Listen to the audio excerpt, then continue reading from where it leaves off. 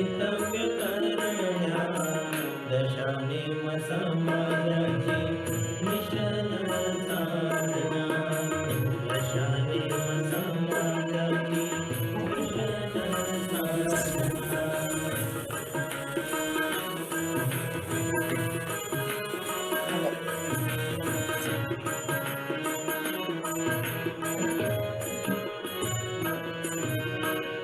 गंगा माता मंदिर पोलादपूरचे गंगा माता मंदिर पोलादपूरचे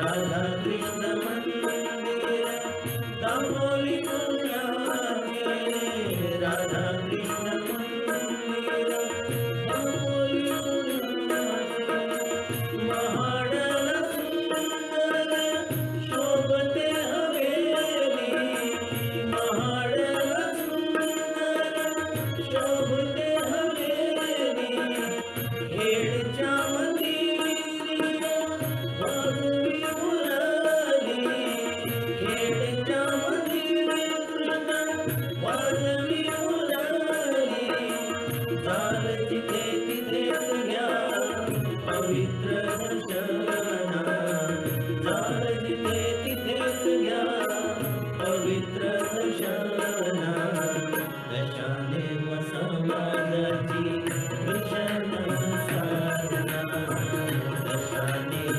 समाजाची मिशन साधना संधी मिळेल उज्ज्वल भवितव्य करण्या संधी मिळेल उज्ज्वल भवितव्य करण्या दशानेम समाजाची दशानेम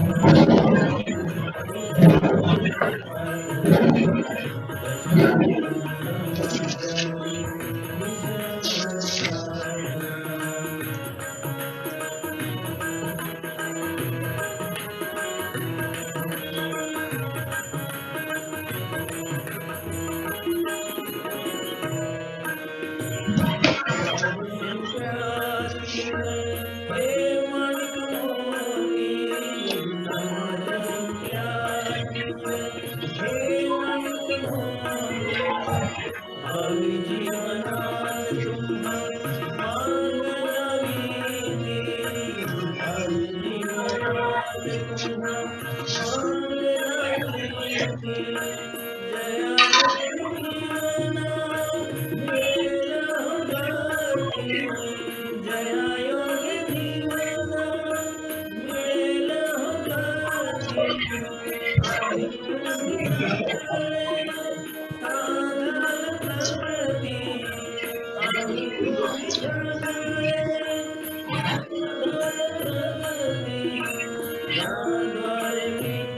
मिशन साधना दशानेम समाजाची mission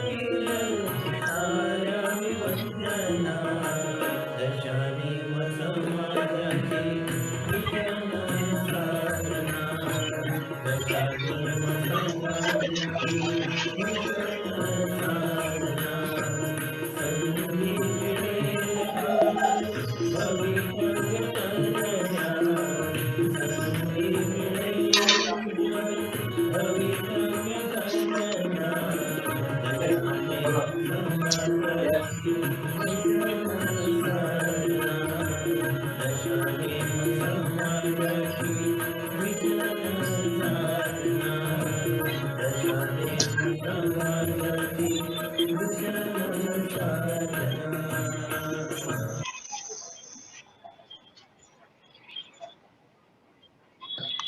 Over to you.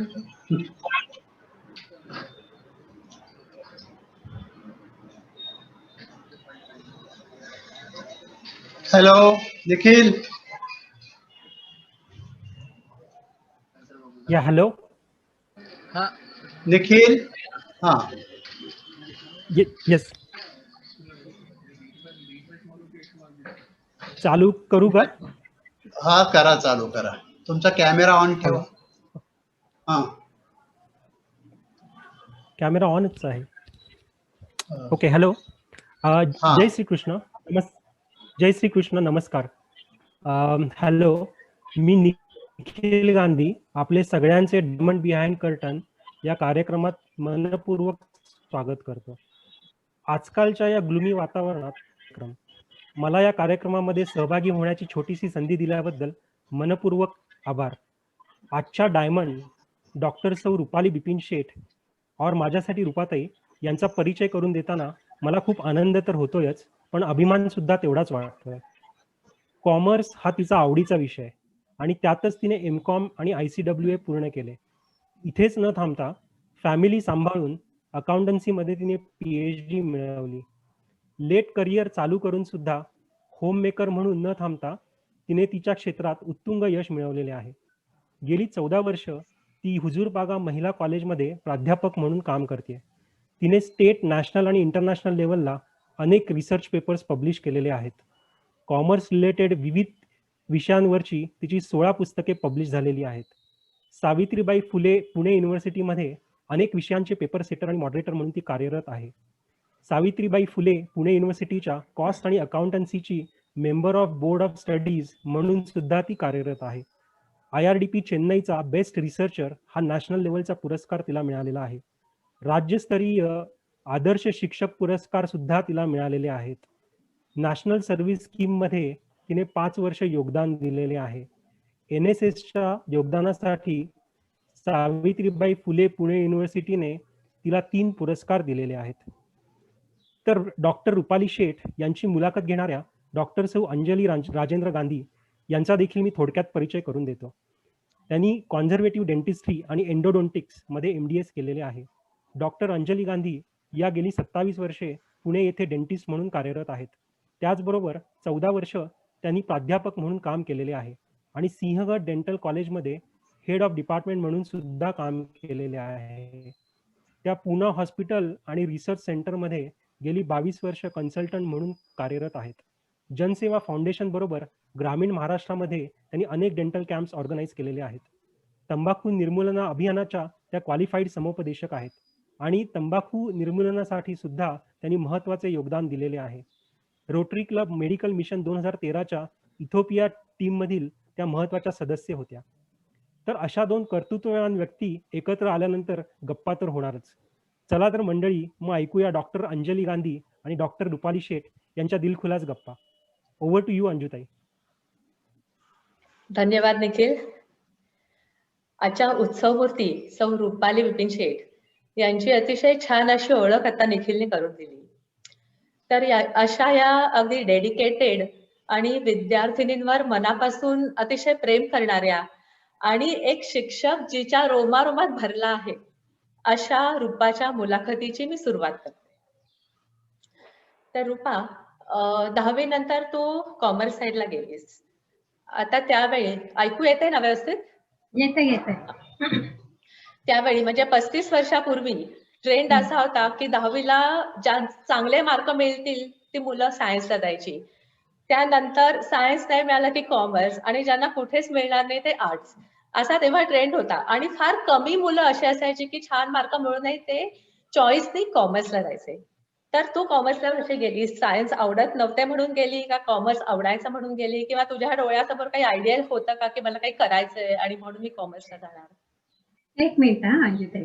Actually प्रथम मी माझे आई बाबा, काका काकू ज्यांनी मला संस्काराचे बाळ करून पाजले त्यांना नमस्कार करते आणि मग मी तुमच्या प्रश्नांच्या उत्तरांकडे वळते.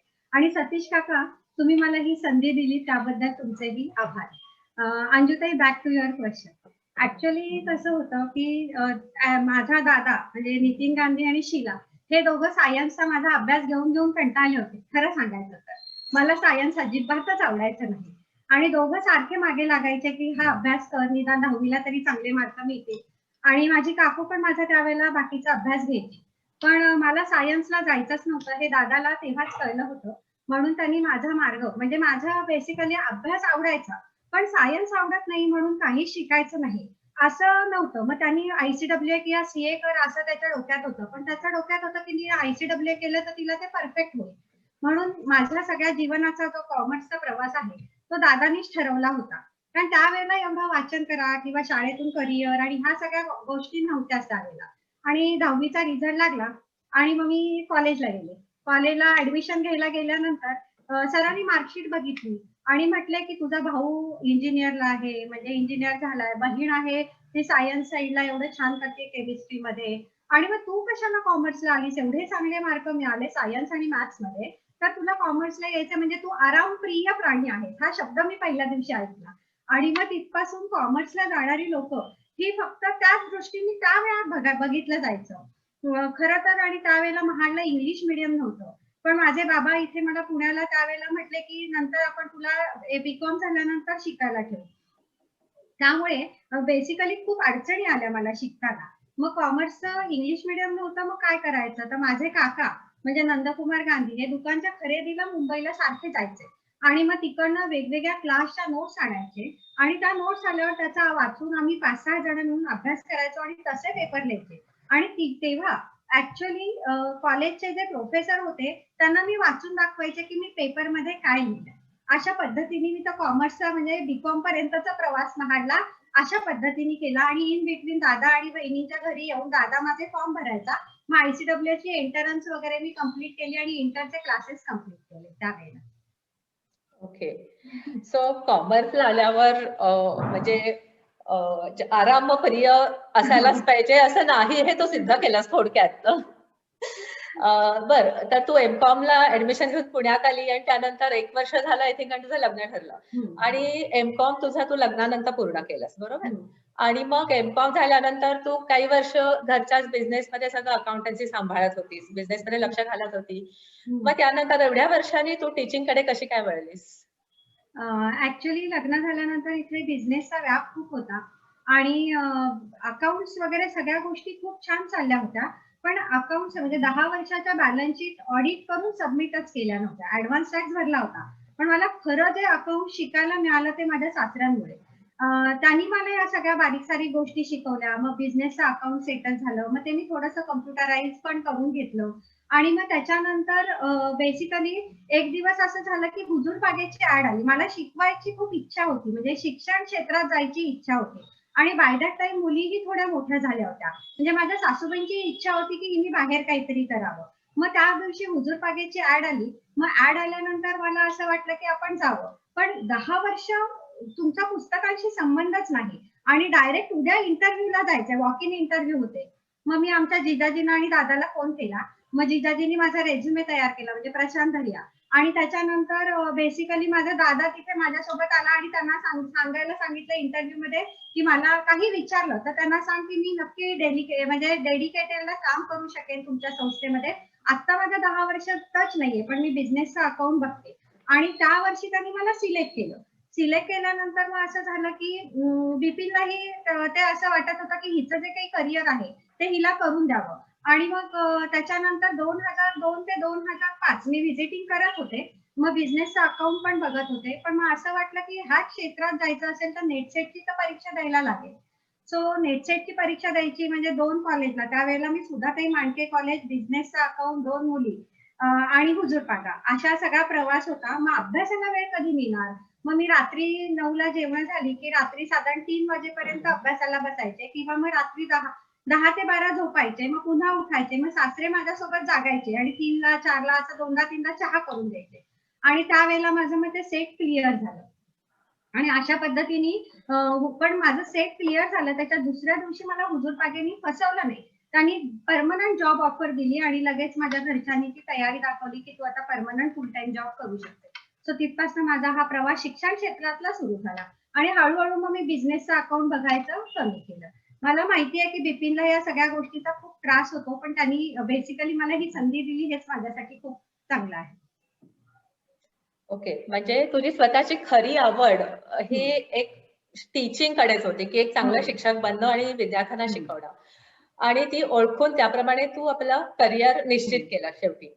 आणि ऑफकोर्स घरच्या सगळ्यांनी खूपच चांगला पाठिंबा दिला, स्पेशली बिपिनने, की तू बिझनेस मधून त्याचं सगळं सोडून चालली आहे, त्याला पांगळं करून चालली होतीस, पण त्यांनी तुला अडवलं नाही. तर आपल्या आवडीच्या क्षेत्रात तुला काम करायला मिळालं, म्हणजे ज्याला आपल्या आवडीच्या क्षेत्रात काम करायला आपोआपच ते कामाचा बर्डन वाटत नाही, तर ते काम आपण एन्जॉय करतो, बरोबर? आणि मगच त्याच्यात आपण खूप पुढे जाऊ शकतो. सो ती झेप तू आता घेतलेली आहेस. आणि मग त्यानंतर तू आताच रिसेंटली काही वर्षापूर्वी PhD पण केलं. तर हे पीएचडी करताना तुझ्या दोन्ही मुली मोठ्या झाल्या होत्या, सुरभी पायल मोठ्या झाल्या होत्या, घरातल्या जबाबदाऱ्या आणि एवढ्या वर्षांनी परत अभ्यासात येताना लाईक तुला कसं वाटलं आणि पीएचडी करतानाचे तुझे काही अनुभव आणि त्यावेळेला कुटुंबातील सगळ्या व्यक्तींनी पण तुला कसं कोऑपरेट केलं त्याबद्दल काही? ऍक्च्युली माझं लग्न झालं तेव्हा सासऱ्यांची अशी खूप इच्छा होती की सीए करायचं, पण मी शिक्षण क्षेत्रामध्ये वळल्यावर त्यांचं असं म्हणणं होतं की मग ह्या क्षेत्रातली हायएस्ट डिग्री म्हणजे पीएचडी तू घे.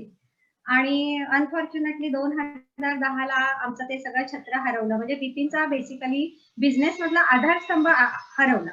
मग असं झालं की बऱ्याच जणांना असं वाटत होतं की मी पुन्हा नोकरी सोडायची आणि बिपिनच्या बिझनेसमध्ये पुन्हा जॉईन व्हायचं.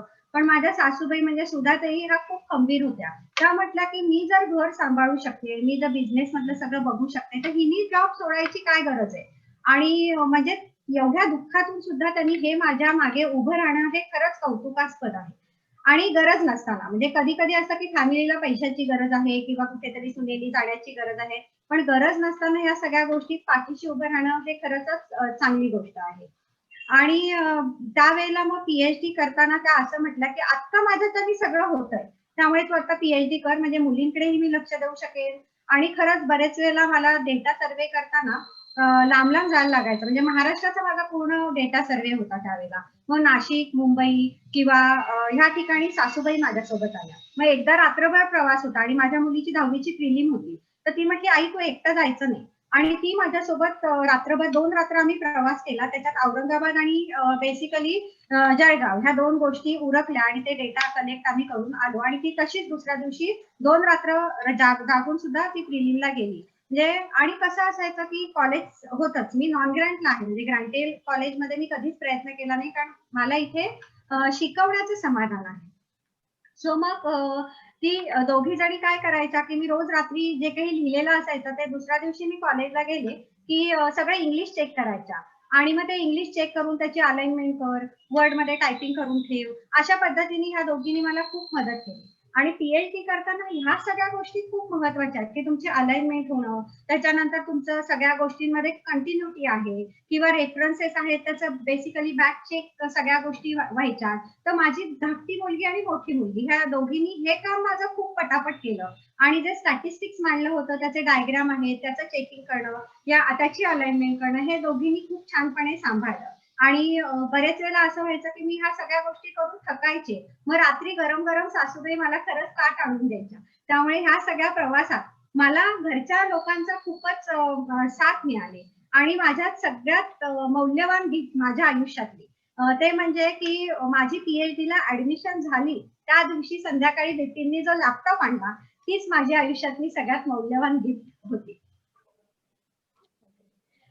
सो घरातल्या सगळ्यांचंच आणि मुलींनी पण सुरभी पायलनी पण तेव्हा तुला भरपूर काही छान बॅकिंग दिलं, मदत केली तुझ्या पीएचडीत आणि तू हे सगळं छानपैकी करू शकलीस. आता बरीच वर्षे तू शिक्षण क्षेत्रात काम केलेस, तर या क्षेत्रातील काही प्रोज आणि कॉन्स सांगू शकशील? आणि या क्षेत्रात आल्यावर तुला म्हणजे तुझ्या स्वतःच्या डेव्हलपमेंटसाठी या क्षेत्राचा काय उपयोग झाला, म्हणजे कसा करून घेतलास तू किंवा काय डेव्हलपमेंट करू शकली तू तुझी?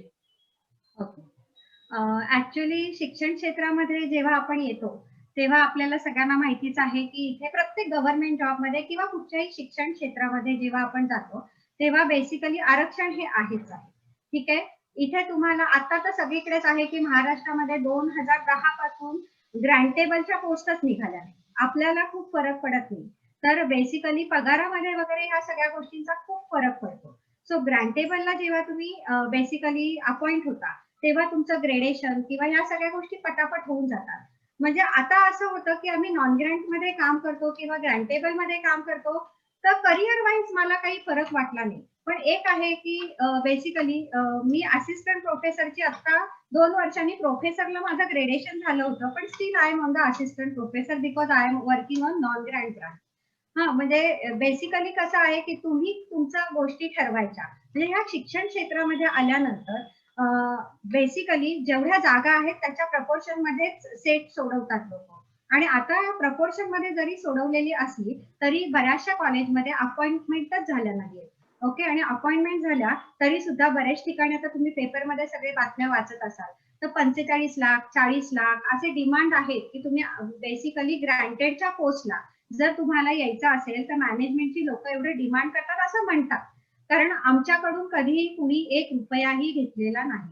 अशा अनेक गोष्टी या शिक्षण क्षेत्रामध्ये आत्ताच्या ज्या उलाढाली चालल्या किंवा सीटच ओपन केल्या नाहीत, भरतीच केली नाही, कारण गव्हर्नमेंटला हे खूप बर्डन आहे, खूप पगार आहेत आजकाल. त्यामुळे ह्या सगळ्या गोष्टी ज्या काही आहेत त्या प्लस मायनस आहेत. आणि ह्या शिक्षण क्षेत्रामध्ये आल्यामुळे मला अनेक गोष्टी काय शिकायला मिळाल्या, तर बेसिकली कसं आहे की तुम्ही हायर एज्युकेशन मध्ये शिकवता तेव्हा विद्यापीठाची वेगवेगळी डिपार्टमेंट्स असतात. सो या डिपार्टमेंटमध्ये पहिल्याच सुरुवातीला म्हणजे 2006 ला अपॉइंटमेंट झाल्या मला कॉलेजनी सॉफ्ट स्किल्स डेव्हलपमेंट त्यावेळेला नवीन आलं होतं. तर मग त्यावेळेला सॉफ्ट स्किल डेव्हलपमेंटला संधी दिली की ते सेंटर आमच्या कॉलेजमध्ये उभं करायचं होतं. सो सॉफ्ट स्किल डेव्हलपमेंटमध्ये बेसिकली त्यांची एक अट होती की डायनामिक यंग टीचर. तर लगेचच मी असं घरी सांगितल्यावर मला असं ऐकायला लागलं की डायनामाइट यंग टीचर. ओके, म्हणजे अशा पद्धतीने आमचा तो बेसिकली सॉफ्ट स्किलचं ट्रेनिंग विद्यापीठात आमचा सुरू झाला. आणि सॉफ्ट स्किल डिपार्टमेंट, त्याच्यानंतर प्लेसमेंट सेल, त्याच्यानंतर NSS, बहिष्कार डिपार्टमेंट, अशी अनेक डिपार्टमेंट मी कॉलेजमध्ये सांभाळू शकले आणि त्यामुळे मॅक्झिमम विद्यार्थ्यांपर्यंत पोहोचू शकले. बेसिकली NSS मध्ये कसं असतं की तुम्ही जेव्हा NSS घेता तेव्हा ते कसं तरी केलं तर त्याच्यात मजा नाही. तर NSS मध्ये NRD, SRD आणि आव्हान असे 3 महत्वाचे कॅम्प आहेत. त्याच्यात अख्ख्या 30,000 स्वयंसेवकांमधनं दरवर्षी फक्त 15 स्वयंसेवक पुणे विद्यापीठातनं सिलेक्ट होतात. तर माझ्या या 5 वर्षाच्या कालावधीत मी ह्याच्यात समाधानी आहे की माझी एकतरी कॉलेजची मुलगी NRD, SRD किंवा आव्हानला सिलेक्ट झाली. आणि बेसिकली मला विद्यापीठात एरिया कोऑर्डिनेटर म्हणून काम करण्याची संधी मिळाली. सो ह्या अनेक गोष्टी आहेत की ज्याच्यामुळे मी विद्यापीठाशी खूप जोडली गेले आणि विद्यापीठामध्ये वेगवेगळ्या ठिकाणी काम करून मला मुलांपर्यंत पोहोचता येतं. म्हणून बेसिकली याचा मला खूप फायदा झाला आणि त्याच्यात मी खूप समाधानी आहे. आणि ह्या सगळ्या अचिव्हमेंट मला माझ्या कॉमर्समुळे म्हणजे माझ्या ह्या क्षेत्रामुळे करता आल्या. आणि आय थिंक शिक्षण क्षेत्रात किंवा कॉलेजला शिकवायचा अजून एक फायदा म्हणजे की तुम्ही पण मुलांबरोबर असल्यामुळे तुम्ही पण कायम यंगच राहता, यंग डायनॅमिक तसेच राहता. त्यामुळे आता तू अकाउंटन्सी किंवा कॉस्टिंग वगैरे अशा सगळ्या विषयांवर बरीच पुस्तकं, आय थिंक 16 पुस्तकं तू लिहिलीस, बरोबर? तर हे पुस्तके, एवढी पुस्तकं लिहिणं म्हणजे खरोखरी व्हेरी क्रेडिटेबल. तर ही पुस्तकं लिहितानाचे तुझे काही अनुभव आणि ह्या तुझ्या सगळ्या पुस्तकांचा तुझ्या विद्यार्थ्यांना, स्टुडंट्सना कशा प्रकारे उपयोग झाला? ओके, पहिल्या प्रथम कसं असतं की आम्ही जेव्हा इथे असं काम करतो तेव्हा पुस्तकात एखादा चॅप्टर लिहिणं की मार्क मिळतात. म्हणजे किंवा एखादा नॅशनल किंवा इंटरनॅशनल पेपर पब्लिश केला की त्याचे मार्क असतात आम्हाला. तर पहिल्याच वेळेला मला 2000 ऍक्च्युअली मी व्हिजिटिंगच होते तेव्हा टिळक महाराष्ट्र विद्यापीठामध्ये मी दर शनिवार रविवार व्हिजिटिंग जात होते डिस्टन्सच्या मुलांना शिकवायला. तर तिकडच्या लोकांनी मला विचारलं की तू स्टडी कोर्स मटेरियल लिहिशील का. सो ती पहिली पायरी होती माझी. सो तिकडचे 4 स्टडी कोर्स मटेरियल मी प्रथम डेव्हलप केले आणि त्याच्यानंतर लातूरची सरस्वती विद्या मंदिरची पुस्तकं लिहून दिली. आणि मग त्याच्यानंतर पुणे विद्यापीठात जर आपल्याला बेसिकली आपण काम करतो तर इथे पुस्तकं लिहिता येतील का, तर वेगवेगळे पब्लिशर आमच्याकडे यायचे. मग आम्ही काय केलं की सगळ्यांनी मिळून 1-1, 2-2 चॅप्टर, म्हणजे बेसिकली मी जो काही सिलेबस शिकवते, वर्गात ज्या काही नोट्स देते किंवा मी जे उत्तर का अपेक्षित आहे त्या पद्धतीने, ज्या पद्धतीने आपल्याला मुलांना पोहोचवायचंय त्या पद्धतीने पोहोचवण्याचा प्रयत्न केलाय. म्हणजे सिलेबस मध्ये जे काही आहे तेवढंच लिखाणाचं काम मी आतापर्यंत केलंय की मुलांना बेसिकली पेपर लिहिताना अडचण नको यायला, ह्या दृष्टीने त्या सगळ्या गोष्टी लिहिलेल्या आहेत. आणि बेसिकली कसं आहे की माझं आत्ताचं म्हणजे उद्योजकता विकास आणि कन्झ्युमर बिहेवियर, त्याच्यानंतर कॉस्टिंग, अशी पुस्तकं मार्केटमध्ये मुलांना म्हणजे बरेच वेळेला येतं की मॅडम तुमची ही पुस्तकं चांगली आहेत. आणि मॅनेजमेंट, अशा पुस्तकं मुलं म्हणतात की मॅडम ही पुस्तकं छान आहे, तुमचं हे पुस्तक वाचून आम्हाला पेपर चांगला लिहिता आला. बेसिकली पाठ्यपुस्तकावर म्हणजे बेसिकली विद्यापीठाच्या सिलेबसवर आधारलेली पुस्तकं, अशा पद्धतीने तो प्रवास आहे. मुलांना परीक्षा द्यायला तुझ्या पुस्तकांची खूपच चांगली मदत होते. बरोबर. आताच्या काळात आता खूप नवनवीन ऑप्शन सगळ्याच क्षेत्रात आलेले आहेत, उपलब्ध झाले आहेत. ग्लोबलायझेशन, सोशल मीडिया आणि सगळंच म्हणजे बेसिकली एक्सपोजर खूप वाढलंय आणि त्याच्यामुळे बरेच करिअर ऑप्शन्स आता सगळ्याच क्षेत्रांमध्ये आलेले आहेत. तर तुझ्या कॉमर्स क्षेत्रामध्ये अशा करिअरच्या आता नवीन नवीन काय काय अपॉर्च्युनिटी आहेत? ओके, मग मी ते थोडंसं स्लाइड शेअर म्हणजे स्लाइड्सवर दाखवते, म्हणजे मला ते जरा एक्सप्लेन करता येईल. ऍक्च्युअली बऱ्याच संधी आहेत कॉमर्सच्या. मी मुलींना बरेच वेळेला असं म्हणते की आपण लक्ष्मी रोडवर आहोत, आपल्या पायातच लक्ष्मी आहे. आजूबाजूला डोळे उघडे ठेवून बघितला तर इथे कॉमर्स क्षेत्राला मरणच नाही. म्हणजे कॉमर्सचा माणूस कुठे ना कुठे काही ना काही नक्की करू शकतो, हे नक्की आहे. म्हणजे बेसिकली अनेक करिअरची क्षेत्र ही कॉमर्सच्या लोकांना चांगल्या पद्धतीने आपल्याला देता येतात. बेसिकली कसं आहे की पहिल्यापासून सगळ्यांना माहिती आहे की सीए, आयसीडब्ल्यू किंवा सीएस, कंपनी सेक्रेटरी, हे हायली पेड जॉब्स आहेत. नुसतं तसंच नाही तर अजूनही बऱ्याच गोष्टी आहेत. आपण फक्त म्हणतो की माझ्या मुलांनी सीए करायला पाहिजे, सीएस करायला पाहिजे, आयसीडब्ल्यू करायला पाहिजे, पण त्याच्यात काय आहे हे बेसिकली पालकांनी किंवा मुलांनी जाणून घेणं हे अत्यंत गरजेचं असतं. ठीक आहे, म्हणजे फक्त अकाउंट मध्ये माझ्या मुलाला 12वीला 100 पैकी 100 मार्क मिळाले म्हणून तो सीए होईल असे स्वप्न खरंच बघू नका. पण माझ्या मुलाला 12वीला 50च मार्क मिळाले, म्हणजे त्याचा अभ्यास नाही झाला, त्या दिवशी पेपरामध्ये काही प्रॉब्लेम असेल तर तो सीए होणार नाहीये का? अशा गोष्टी नसतात. तुमच्या मुलांच्या ज्या काही कपॅसिटी असतात या सगळ्या गोष्टींवर तुमचं क्षेत्र निवडणे हे अत्यंत अवलंबून असतं. म्हणजे पालकांनी पण खूप विचार करायला पाहिजे. बेसिकली माझ्या मोठ्या मुलीला इंजिनिअरिंगला जायचं होतं, पण मला अभ्यास घेताना माहिती होतं की ती अभ्यास करून मार्क मिळवेल, पण ऍप्लिकेशन जे लागतं ना ते इंजिनिअरिंगला ऍप्लिकेशन कसं करेल ह्याचा मला थोडीशी बॅकग्राऊंडला थोडीशी चिंता होती. पण मग त्यानंतर ती म्हटली आई मी एन्व्हायरमेंटला जाणार आहे. सो मला माझी मुलगा किंवा मुलगी माहिती आहे. सो तुम्हाला माहिती असतं अभ्यास घेताना मग सीए करायचंय किंवा आयसीडब्ल्यू किंवा सीएस, तुमच्या मुलाची डेप्थ किती आहे, तो कितपर्यंत डेप्थ मध्ये वाचू शकतोय, तर हे करिअर निवडा आणि त्याच्यात चिकाटी आणि जिद्द पाहिजे. कारण हे फील्ड अशी नाहीये की तुम्ही लाईटली घ्या किंवा इझिली सगळ्या गोष्टी करा. कारण इथे इंटर्नशिप आहे, तुम्हाला दिवस इंटर्नशिप करावी लागते, पुन्हा तुम्हाला याचा खूप डेप्थ मध्ये अभ्यास करावा लागतो. याच्यामध्ये प्रश्नही खूप डेप्थ मध्ये विचारलेले आहेत, कारण तुम्ही बेसिकली एका कंट्रीची फायनान्शियल अर्थव्यवस्था आणि ह्या सगळ्या गोष्टी सांभाळताय. कारण तुम्ही ऑडिटर म्हणून काम करणार आहात, एखाद्या कंपनीमध्ये सेंट्रल गव्हर्नमेंटचा ऑडिटर म्हणून, कॉस्ट अकाउंटंट म्हणून तुम्ही काम करणार आहात किंवा कंपनी सांभाळणार आहात. सो तुम्हाला जर सीएस करायचंय किंवा आयसीडब्ल्यू करायचंय किंवा सीए करायचंय तर मुलांना जर लॉची आवड असेल तर तुम्ही त्याला सीएस ला घाला.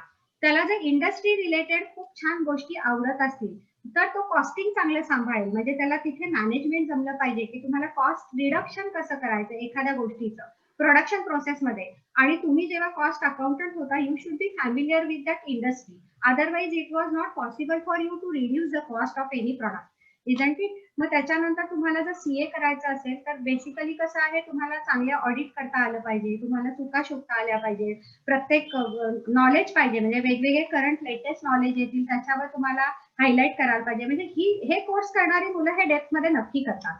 पण तुमच्या मुलांच्या क्षमता काय आहेत त्या विचार करूनच या सगळ्या क्षेत्रांमध्ये त्यांना आपल्याला घालायचंय किंवा ह्या क्षेत्रांमध्ये आपल्याला त्याला पाठवायचंय. म्हणजे तुम्ही असं म्हणाल आमची मुलं करू शकतील, पण कधी कधी बर्डन देऊ नका. म्हणजे बेसिकली मुलांवर खूप बर्डन आलं तर मुलं प्रेशराईज होतात. सो आपल्या मुलांची फील्ड निवड करताना खूप अपॉर्च्युनिटी आहेत आजकाल, खरंच खूप अपॉर्च्युनिटी आहेत. म्हणजे तुम्हाला बेसिकली हायली पेड जॉब एवढेच आहेत का? नाही, अनंत जॉब आहेत highly paid.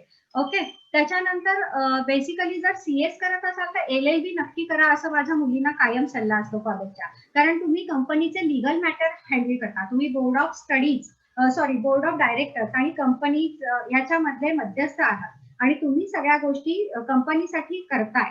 Okay, so you are handling the legal matters. त्यामुळे तुम्ही जर लॉ शिकलात त्याच्या जोडीला तर जास्त चांगलं होईल. त्याच्यानंतर जर टीचिंग फील्ड मध्ये आलात, पण टीचिंग फील्ड मध्ये तुम्हाला पेशन्स खूप लागते. ठीक आहे, बेसिकली कसं आहे की आता गव्हर्नमेंट जॉब आणि असलेल्या अपॉर्च्युनिटी हा खूप कमी आहे. ठीक आहे, म्हणजे तुम्हाला जर इथे यायचं असेल तर नेट आणि सेट, म्हणजे मी जर कॉमर्स मध्ये असेल तर मला 19 विषय शिकवायची ऑथोराइज परमिशन आहे जेव्हा मी नेट आणि सेट क्लिअर होते. कारण नेट सेटचा अभ्यास हा तुमचा 11वी ते एमकॉम स्पेशलायझेशन सगळे 15च्या 15 सब्जेक्ट जे काही असतील ते त्या सगळ्यावर तुमचा नेट सेटचा पेपर असतो. त्यामुळे तुम्हाला या प्रत्येक गोष्टीचं डेप्थ नॉलेज असेल तर तुम्ही नेट सेट होऊ शकता. आणि नेट किंवा सेट परीक्षा दिली तर दॅट इज तुमचा गेट पास, तुम्ही आत जाऊ शकता. आणि जोपर्यंत तुमची पीएचडी होत नाही तोपर्यंत बेसिकली हायर एज्युकेशन मध्ये रिसर्च हा अँगल खूप डेव्हलप व्हावा लागतो. सो रिसर्च हा खूप महत्वाचा आहे तुमच्या दृष्टीने. ठीक आहे. त्याच्यानंतर जर तुम्हाला बेसिकली चांगला अकाउंटंट व्हायचंय तर चांगला अकाउंटंट होण्याचे पण अनेक मार्ग आहेत. अशा बऱ्याच मुली असतात माझ्या कॉलेजमध्ये, हा मॅडम मला अकाउंट्स करायचंय पण मला CASW नाही करायचं. आजकाल चांगले अकाउंटंटचे जॉब कंपन्यांमध्ये हायली पेड आहेत आणि चांगला अकाउंटंट वेगवेगळ्या कंपन्यांना मिळत नाही. मग हा प्रवास तर सोपा आहे, हसत खेळत तुम्ही करू शकता. मग बीकॉम करायचंय, एमकॉम करायचंय, पण बीकॉम आणि एमकॉम करताना टॅली आणि एक्सेल डेप्थ मध्ये शिकलं पाहिजे, कारण ते कंपनीचं अकाउंट सांभाळताना खूप महत्वाचं आहे. त्याच्यानंतर डिप्लोमा इन टॅक्सेशन लॉ हा पण तुम्हाला म्हणजे एमकॉम आणि DTL ला एकत्र ऍडमिशन घेता येते. सो बीकॉम ची 3 वर्ष, एमकॉम ची 5 वर्ष आणि त्याच्यासोबत DTL. एवढं जरी तुम्ही केलं तरी चांगल्या कंपनीमध्ये हायली पेड अकाउंटंटचे जॉब आणि तिथे असलेले प्रमोशन अशा सगळ्या गोष्टी अचीव्ह करता येतात. म्हणजे असं काहीच नाहीये की त्याच गोष्टी करायच्या. ठीक आहे. त्याच्यानंतर बऱ्याचशा वेळेला आपलं स्वप्न असतं की गव्हर्नमेंट जॉब चांगले आहेत, मग बँकिंग किंवा इन्शुरन्स अशा ठिकाणी जे तुम्हाला जॉब करायचे ते तुम्हाला प्रिपरेशन बँकांची एक्झाम द्यायची किंवा इन्शुरन्सची एक्झाम द्यायची. सो MBA करायचे असंही स्वप्न असतं किंवा बँकिंग आणि इन्शुरन्स करायचे असंही मुलांचं स्वप्न असतं. सो बँकिंग, इन्शुरन्स, MBA याची जी काही बेसिक तयारी आहे सगळी, तर त्याचा जो काही एंट्रन्सचा अभ्यास आहे तो सेम आहे. बरेच वेळेला आपल्याला बँकांच्याच परीक्षा माहिती असतात. सो रेल्वे, बँका, इन्शुरन्स, MBA ह्याचा सगळा एक सिलेबस एका पानावर व्यवस्थित रफली आखून ठेवला तर ह्याच्यातून ह्या परीक्षेला जाताना वेगळा अभ्यास काय करायचा तेवढाच फक्त वेगळा करता येतो. बाकी तुमचं इंग्लिश असेल, जनरल नॉलेज असेल किंवा बेसिकली मॅथमॅटिक्स असेल किंवा बुद्धिमत्ता असेल तर ह्या सगळ्या गोष्टी सेमच राहतात. त्यामुळे हा अभ्यास करताना MBA जर टार्गेट ठेवलं असेल तर ह्याही परीक्षा देऊन बघायला काय हरकत नाही, कारण बेसिकली बँक आणि इन्शुरन्स कंपनीमध्ये सुद्धा गव्हर्नमेंटचे जॉब असल्यामुळे पे कमिशन हे पटापट येत राहतं आणि तुम्हाला त्या पे कमिशन मध्ये सॅलरी ही खूप मिळत जाते. त्यामुळे अशा पद्धतीने तुम्हाला याचं पेमेंट हे चांगल्या पद्धतीने होऊ शकतं. सो बँकिंग, इन्शुरन्स आणि MBA याचा अभ्यास जर चाकोरीबद्ध केला तर याचा अभ्यासाचा फायदा हा खूप मोठ्या प्रमाणात होऊ शकतो. अशा पद्धतीने अनेक प्रकारचे जॉब हे मार्केटमध्ये म्हणजे बेसिकली कॉमर्सच्या लोकांना हे अवेलेबल असतात.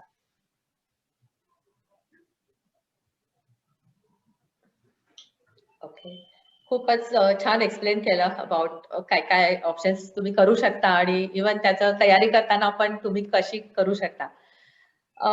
तू आता MBAचाच उल्लेख केलास तर त्या MBA मध्ये पण अनेक ऑप्शन्स आहेत, फायनान्स, मार्केटिंग, HR किंवा बरेच ऑप्शन्स आहेत. तर ते ऑप्शन्स कसे निवडायचे त्याच्याबद्दल काही मार्गदर्शन करू शकशील? हो, निश्चितच. ऍक्च्युली बरेच वेळेला असं होतं की जेव्हा काउंटरवरला आम्ही ऍडमिशन द्यायला बसतो तेव्हा बरेच पालक येतात. म्हणजे BBA आमच्याकडे आहे. So BBA is considered as a preliminary stage of doing MBA. मग अशा वेळेला पालक म्हणतात की मॅडम पॅकेज कुठे चांगले आहे हो? म्हणजे असे बेसिकली काउंटरवर आल्यावर अनेक प्रश्न विचारतात. सो पॅकेज म्हणण्यापेक्षा माझ्या मुलाचा कल काय आहे तिथे तो नक्की कमाई करू शकतो. कारण MBA जर म्हटलं तर बेसिकली MBAच्या अनेक ब्रांचेस आहेत, पण these are the most demanding branches for commerce student. MBA banking आहे, MBA इन्शुरन्स पण आहे, पण रादर माझं असं म्हणणं राहील की जर तुम्ही कॉमर्सला बँकिंग आणि इन्शुरन्सचं स्वप्न ठरवलं असेल तर तुम्ही बँकिंगच्या किंवा इन्शुरन्सच्या कॉम्पिटेटिव्ह एक्झाम दिलेल्या जास्त चांगल्या आहेत, कारण तिथे लगेचच तुमचं गव्हर्नमेंटच्या जॉबमध्ये सिलेक्शन आहे. ठीक आहे.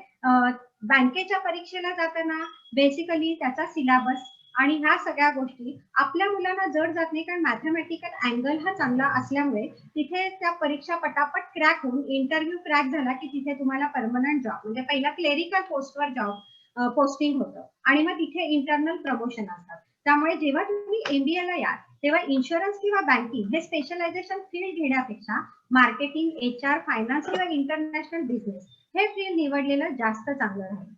सो आता मार्केटिंग मध्ये लोकांना असं वाटतं की म्हणजे माझ्याकडे जो कॉलेजमध्ये ज्या मुली येतात त्या म्हणतात मॅडम BBA मार्केटिंग मध्ये केलं तर मग बेसिकली दारोदार मला वस्तू विकायला लागतील. असं नाहीये. सो तुम्हाला जेव्हा मार्केटिंगमध्ये जायचंय तेव्हा तुम्ही जेव्हा मार्केटिंग डिपार्टमेंट हँडल करता तेव्हा अनेक स्कीम्स असतात. तुमचं कंपनी आहे, त्या कंपनीचे अनेक प्लॅन्स आहेत, म्हणजे ऍडव्हर्टाइजमेंट आहे, प्रमोशन ऍक्टिव्हिटी आहे, ब्रँडिंग आहे, पॅकेजिंग आहे. या सगळ्या गोष्टी डेप्थ मध्ये तुम्हाला माहिती पाहिजे तर तुम्ही मार्केटिंगचं डिपार्टमेंट हे सक्षमपणे हँडल करू शकाल. म्हणजे जेव्हा मार्केटिंग मध्ये तुम्ही करिअर करता तेव्हा त्याचा अँगल तुमचा असा असला पाहिजे की दारोदार डिलिव्हरी नाही करायची, पण दारोदार माझी वस्तू गेली पाहिजे. त्याच्यासाठी मी काय करीन, मग वेगवेगळ्या माझे कॉम्पिटेटिव्ह प्रोडक्ट काय असतील, त्यांनी काय काय स्ट्रॅटेजी वापरल्या, मी काय स्ट्रॅटेजी वापरणार आहे. अशा पद्धतीने मार्केटिंग डिपार्टमेंट हे खूप मोठ्या प्रमाणात सक्षम करता येतं.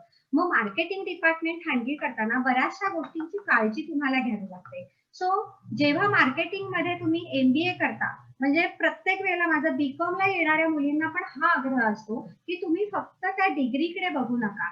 कॉमर्सला आल्यावर तसा बऱ्यापैकी वेळ असतो, तर प्रत्येक वेळेचा सदुपयोग करून घ्यायचा आहे. म्हणजे मला MBA ला जर जायचं असेल तर मग मी MBA ला जाताना BCom मधनच TYच्या 3rd इयरला मला तयारी करायची, म्हणजे 2nd इयर कम्प्लीट झाल्यावर मी MBAचं प्रिपरेशन करीन, म्हणजे मला नोव्हेंबरला परीक्षा देता येईल.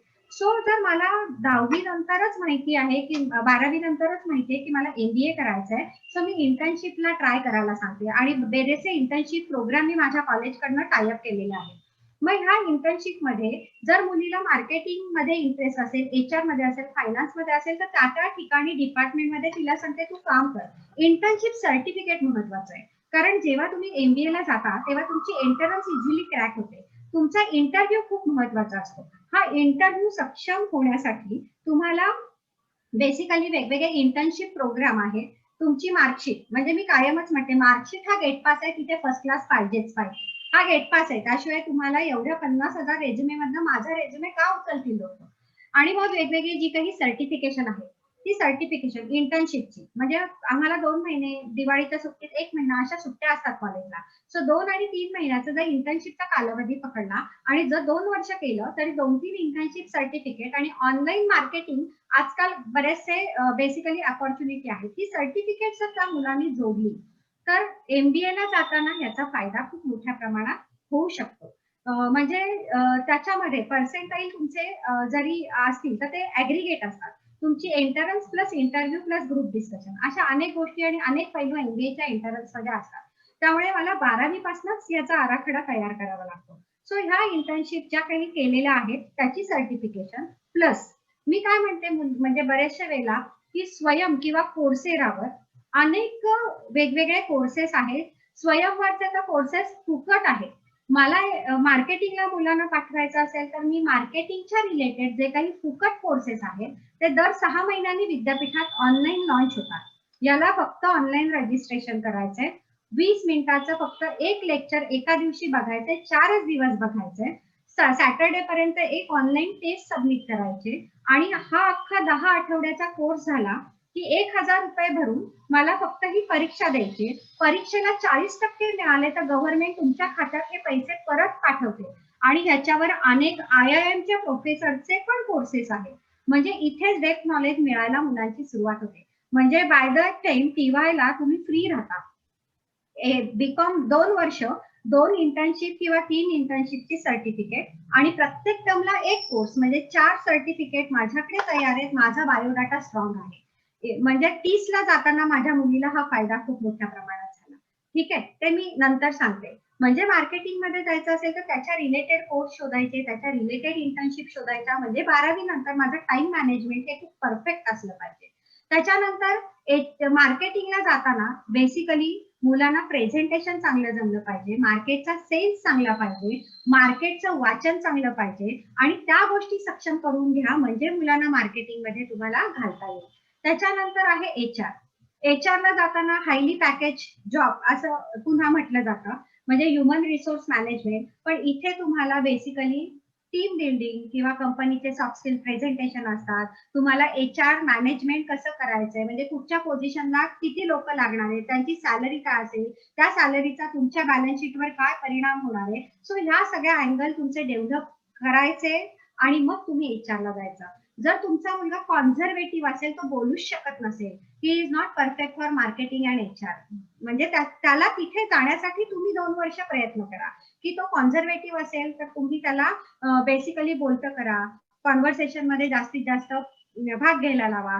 पण ह्या सगळ्या टीम मध्ये काम करण्यासाठी HR इज परफेक्ट ब्रांच.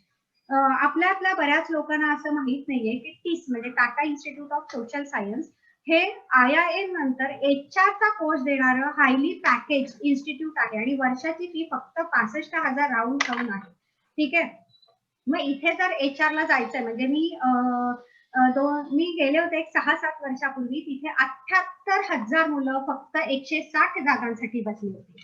अभ्यास त्यांचा कुठेही स्पेसिफाईड नाही, क्लासेस नाही, पण MBA ला जो अभ्यास करतो किंवा हिस्ट्री जॉग्राफी ऍडिशनल 10वी-12वी पर्यंत जे केलेला आहे, तो अभ्यास जर केला आणि ही सर्टिफिकेशन असली, 40% त्यांच्या एंट्रन्सचा क्रायटेरिया आहे. एकदा तुम्ही आत गेलात तर इंटरव्ह्यूवर बेसिकली तुम्हाला तिथे अपॉर्च्युनिटी आहे. म्हणजे मुंबईच्या कॅम्पसमध्ये 80, गुवाहाटीच्या कॅम्पसमध्ये 80 का हैदराबादच्या, अशा त्यांच्या त्या बेसिकली HRच्या लोकांच्या म्हणजे मुलांना ते सिलेक्ट करतात. पण ह्याच्यामध्ये इंटर्नशिप, त्याच्यानंतर तुमचे ऍडिशनल कोर्सेस आणि तुमचा इंटरव्ह्यू आणि तुम्हाला इथे काय यायचंय. सो युअर बेसिकली तुमचा ऑब्जेक्टिव्ह, स्टेटमेंट ऑफ पर्पज आणि तुमचा रेझ्युमे जो काही आहे तो क्लिअर कट पाहिजे. इथे कुठेही डिस्ट्रॅक्शन नको. ते लगेच प्रश्न विचारतात, इथे क्रॉस चेकिंग असतं त्यांचं. सो HR निवडताना माझ्या मुलाला बेसिकली ऑब्जेक्टिव्ह लिहिता आलं पाहिजे. त्या ऑब्जेक्टिव्ह मला माझ्या करिअरशी लिंक करता आलं पाहिजे. कारण HRचे जॉब हे वेगवेगळे आहेत. कधी ट्रेनिंग असतं, कधी मॅनेजमेंट असतं, कधी पेमेंटशी रिलेटेड असतं. म्हणजे आता जर तुम्ही याच्यामध्ये बघितलं MSCB मध्ये, तर त्यांना पेमेंट कॅल्क्युलेशन करण्यासाठी HRची लोक लागतात. किंवा वेगवेगळ्या कंपन्या आहेत त्या प्लेसमेंट करून देतात. तर त्या प्लेसमेंटमध्ये बेसिकली HRची लोक काय करतात की अख्ख्या जगातली लोकांकडे रिझ्युमे येतात, त्यांचे अनालिसिस करायचे, त्यांना जॉब द्यायचा. So perfect person for perfect job you are going to give. Okay, you are selecting the resume for that job. म्हणजे तुम्हाला ऑब्जेक्टिव्ह काय आहे, त्याला ते सुटेबल आहे का हे चेक करता आलं पाहिजे. सो तो अँगल त्या मुलांचा डेव्हलप करणं अत्यंत गरजेचं आहे. त्याच्यानंतर आहे MBA in finance. Again this is finance is life blood of any industry. So फायनान्सला जाताना, MBA फायनान्स करताना मुलांना काय बघायला पाहिजे की तुम्ही पुन्हा अगेन बॅलन्स शीट टॅली नाही, बॅलन्स शीट वाचता आली पाहिजे. बॅलन्स शीट वाचताना तुम्हाला बघायला पाहिजे की करंट ऍसेट, त्याच्यानंतर करंट लायबिलिटी यांचा रेशो पाहिजे. मला बॅलन्स शीट मध्ये हवे तेव्हा थोडेसे चेंज करून विंडो ड्रेसिंग करता आलं पाहिजे. किंवा फायनान्स डिपार्टमेंटमध्ये मी लोन कुठच्या सिस्टीम मधनं घेऊ शकेल की माझा फायनान्सचं इंटरेस्ट किंवा जे डिव्हिडंड आहे ते कमी द्यावं लागेल. So combination of my loan. त्याच्यानंतर मला फायनान्स मध्ये बेसिकली वेगवेगळ्या ज्या काही ऍसेट खरेदी कराव्या लागतात. सो त्याचं पेबॅक पिरियड किंवा त्याचं इंटरनल रेट ऑफ रिटर्न, ह्या गोष्टी तिथे गेल्यावर मुलांना कळतात. पण फायनान्स अँगल सक्षम पाहिजे. म्हणजे कसं आहे की मी जेव्हा NSS घेतलं ना, तेव्हा बऱ्याचशा मुली अकाउंट्स आहे त्या माझ्याशी खूप अटॅच असतात किंवा कॉस्टिंग आणि अकाउंट शिकवते. मग मी NSS घ्यायचं ठरवल्यानंतर विद्यापीठाकडे मायनर रिसर्चला एक प्रपोजल पाठवलं आणि ते प्रपोजल पाठवलं, त्याचा उद्देश हाच होता की मी माझ्या मुलींकडनं सगळं करून घेणार होते. मग मी तो LED बल्बचा प्रकल्प राबवला गावागावात. LED बल्ब फक्त गावातले ट्रॅडिशनल बल्ब आहेत ते बदलायचे आणि LED बल्ब लावायचे. मग मुलींना सर्वे करायला लावला होता आणि मग मुलींना त्यांच्या इलेक्ट्रिसिटी बिलामध्ये किती सेव्हिंग झालं त्याच्यावरनं पेबॅक पिरियड कॅल्क्युलेट करायला लावला होता. So these are the small thing. हे स्मॉल ऍक्टिव्हिटी जरी केल्या तरी फायनान्स काय आहे हे लगेच लक्षात येतं. सो फायनान्शियल मॅटर जेव्हा हँडल करायचे तेव्हा ह्या सगळ्या गोष्टी कंपनीच्या कराव्या लागतात.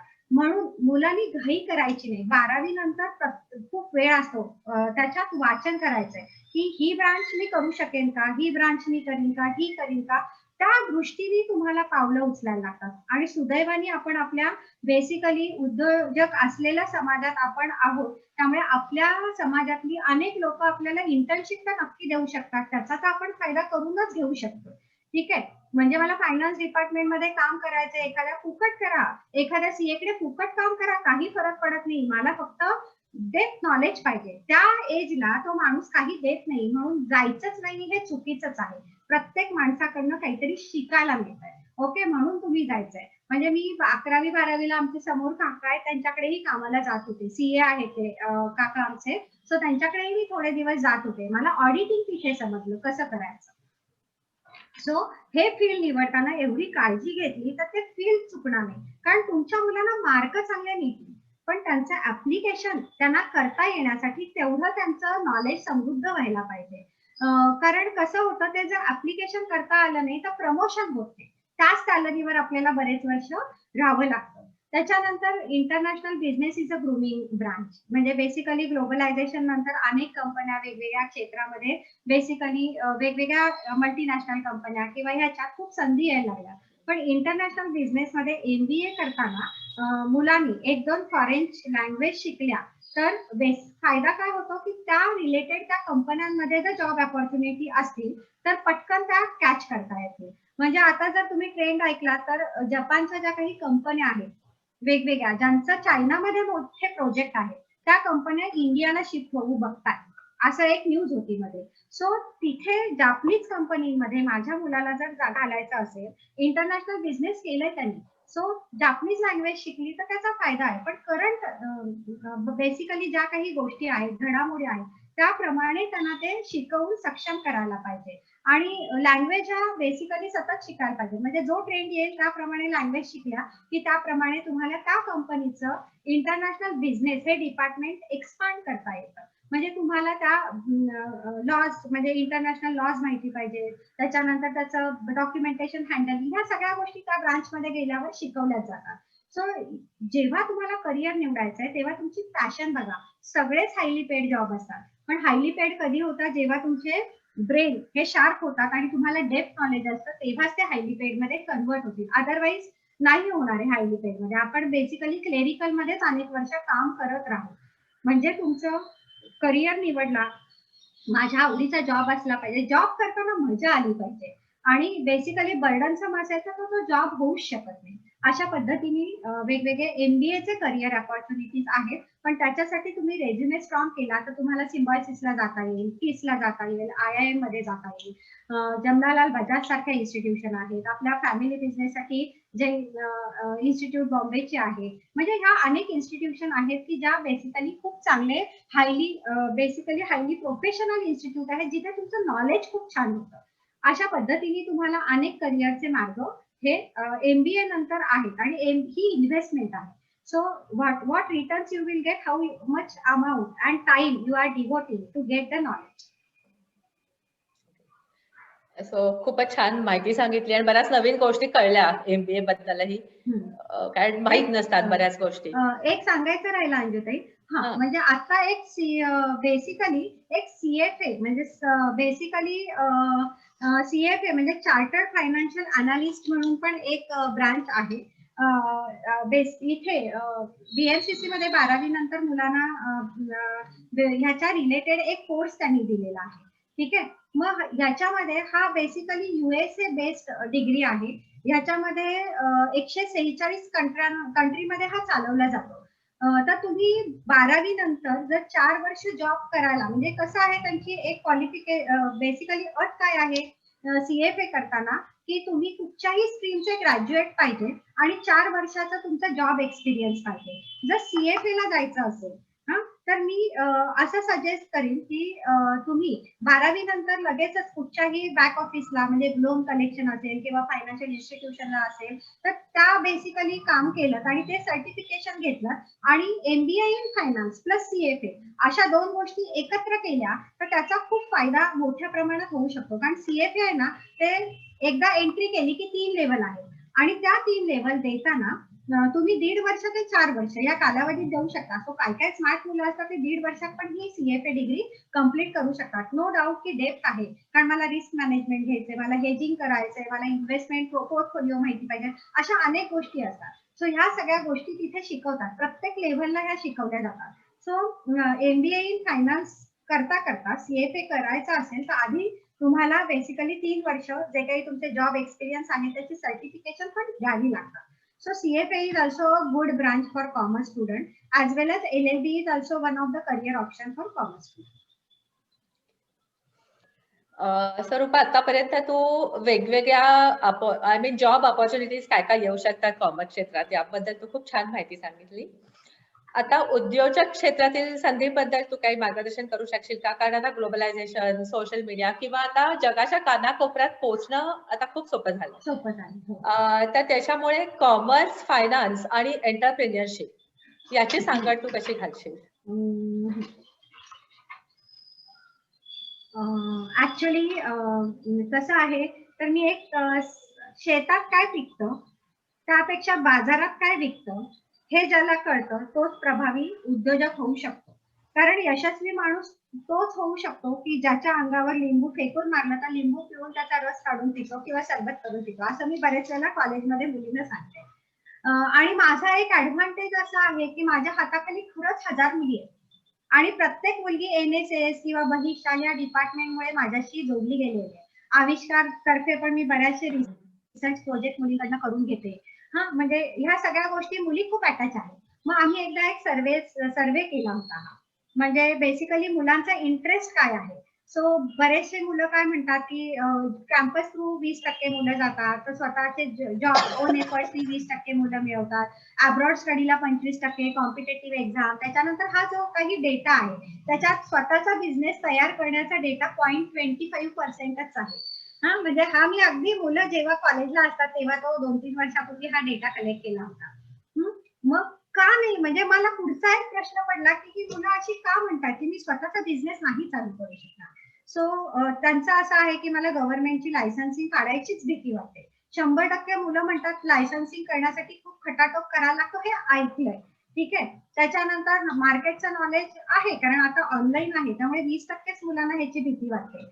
फिअर ऑफ फेल्युअर तर 75% मुलं म्हणतात की आम्हाला फेल जायचीच भीती वाटते, आम्हाला आई वडील पण प्रोटेक्ट करत नाही. त्याच्यानंतर बेसिकली बँकेचा फायनान्स मिळवायला तुम्हाला खूप प्रपोजल छान ड्राफ्ट करावं लागतं.